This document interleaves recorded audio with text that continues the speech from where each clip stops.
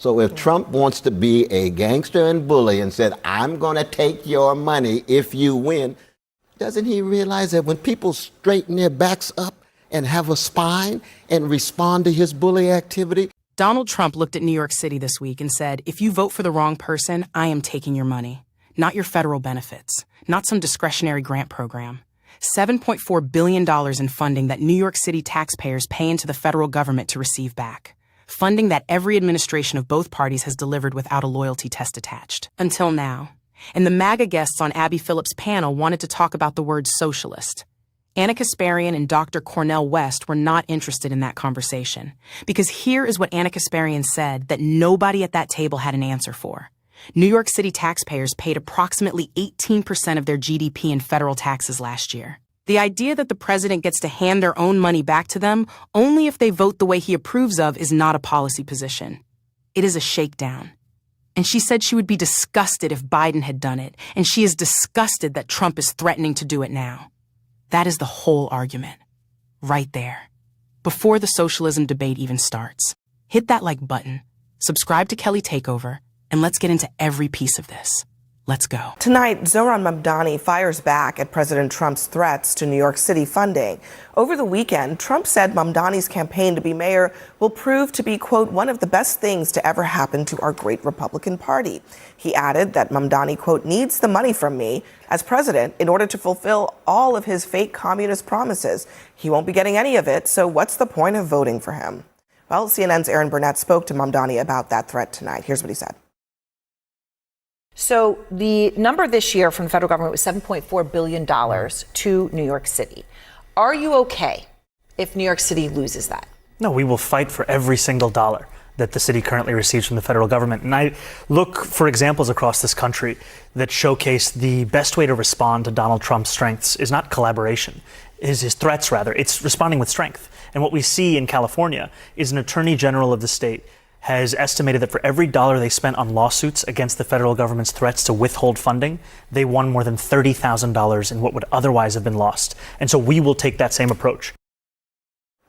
The paradox, of course, of Trump's post and also of his behavior in this whole situation is that he says this is so good for Republicans, and yet he seems to be willing to do almost anything to get Mamdani out of this race.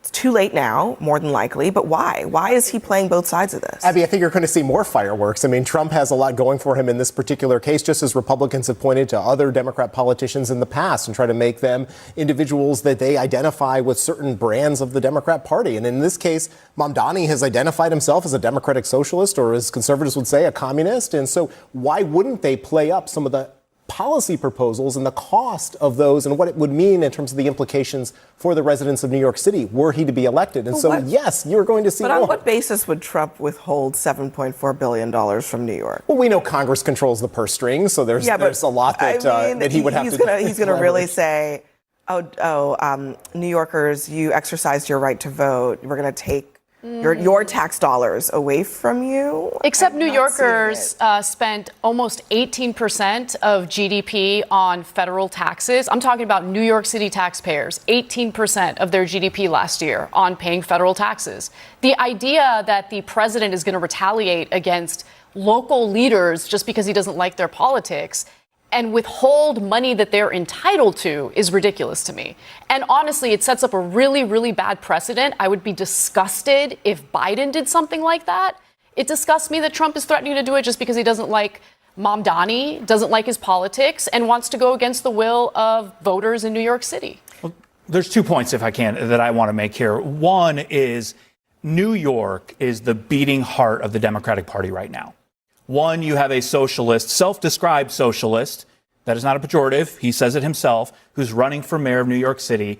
And you have Chuck Schumer, who is driving us towards a government shutdown because he's worried about a primary challenge from AOC.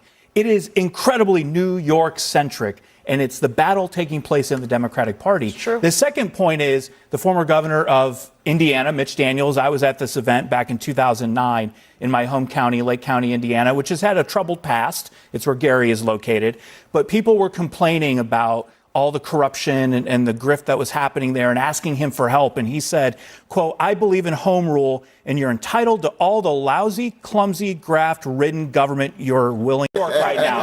Fair you're enough. entitled to all the socialism you're willing to vote for." Fair enough. Well, I tell you there's this, also though, a man, big I'm glad question. that you even described Democratic Party having a heart, because it seems to me they've been so spineless. I'm feeling nice tonight. You know? You're very, very kind. Well, Dr. But I would West, say this, let me though. ask you this, because Yes, yes. it's to your, perhaps to the point that you're going to make here. But the Democratic Party, it's a big question. What should they do with Mamdani? And in the New York Times, there was an argument that they should embrace the eat the rich populism, a scorching economic message delivered by political outsiders standing up to the powerful. The villains in this narrative are the elites at the top of the broken system. Do you think that that's right? The Democrats should just forget about the labels and just embrace the economic populism?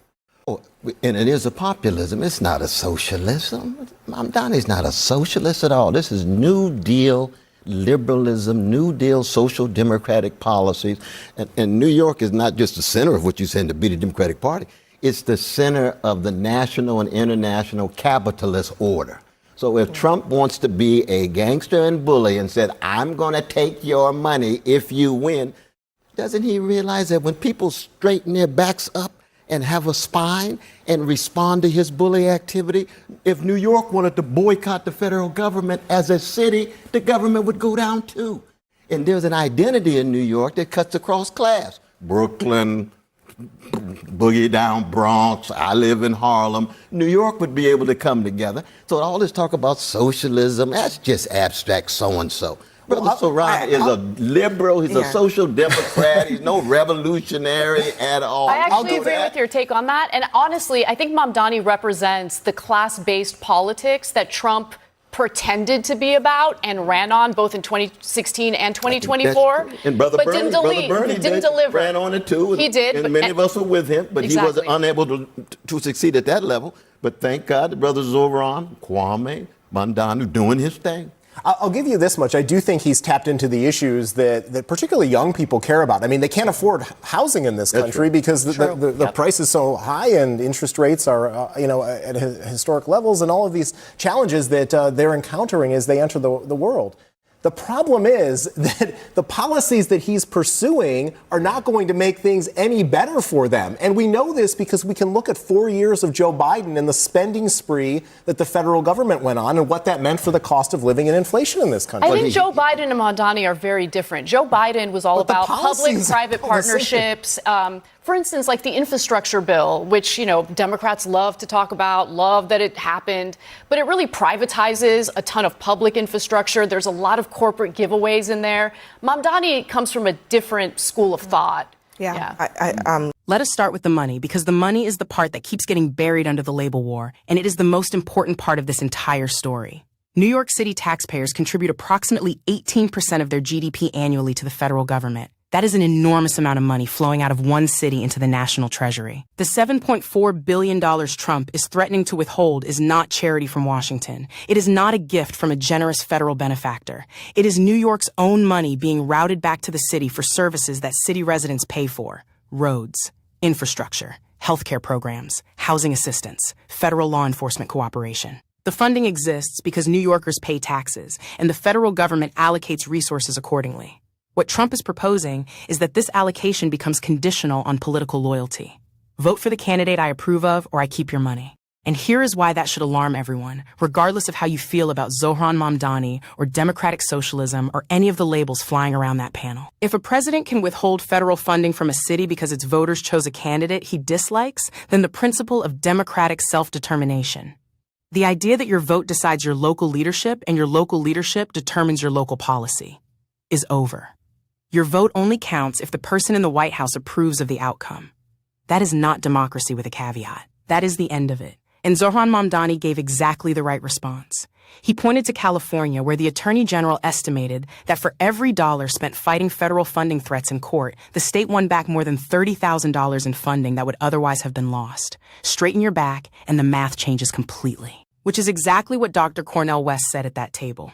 If you want to be a gangster and a bully, does the gangster realize that when people straighten their backs and respond with spine, the whole calculation shifts? Now let us talk about the word socialist, because it is the other half of this conversation and it deserves the same scrutiny the money question does. The MAGA guests at that table called Mamdani a democratic socialist, then a communist, sometimes in the same breath. And here is what Dr. Cornel West said that should be the headline of every piece of coverage about this race. Mamdani is not a socialist. He is a New Deal Democrat. He represents New Deal social democratic policies. And you already know the New Deal. Social Security. The 40-hour work week. Federal housing programs. The most popular set of government policies this country has ever produced, signed by the President America elected 4 times by landslide margins. When the label being thrown at a candidate who wants affordable rent and groceries that do not wreck your paycheck is communist, you have to ask what the label is actually doing, because it is not describing a policy. Communist, socialist, Marxist, fascist, woke. These words are not being used as definitions. They are being used as alarms. The goal is to trigger a fear response before the audience ever stops to ask what the actual policy does or who it actually helps. They called Obama a communist. They called Biden a socialist and a fascist, sometimes in the same interview. They will call any Democrat those things regardless of what the policy actually is, which means if you are a Democrat who is going to be called a communist anyway, the label costs you nothing. It is free. You might as well fight for the policy that actually helps people because you are getting smeared either way. And here is the quiet truth that this panel was circling without quite landing on directly. The reason most establishment Democrats will not just embrace popular working class economic policy, affordable housing, taxing the wealthy, funding cities properly, is not because they fear the socialist label. They fear the policies. Because real eat the rich populism means crossing the donors who keep them comfortable. Chuck Schumer worrying about an AOC primary challenge is not a story about democratic socialism threatening the Democratic Party. It is a story about an establishment that has spent years telling working people to show up because the alternative is worse while doing very little for the people actually showing up. At some point, that stops working. And Mamdani is the test case for whether the alternative, just fight for people out loud, stop apologizing for the labels, make the economic argument directly, can actually win in the biggest city in the country. Trump's threat was never really about New York. It was a test of whether anyone in this race would flinch when the bully reached for the money. Mamdani did not flinch. Kasparian did not flinch. West did not flinch. And the MAGA guests at that table spent the whole segment trying to make the word socialist stick, while never once answering the question Ana Kasparian put on the table in the first 30 seconds. Whose money is actually being withheld? Drop a comment below. If Trump withholds $7.4 billion from New York City after a Democratic election, do you think the courts stop it or does it go through? I want to know what you think happens next.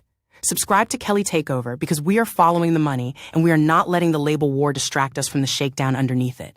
See you in the next one.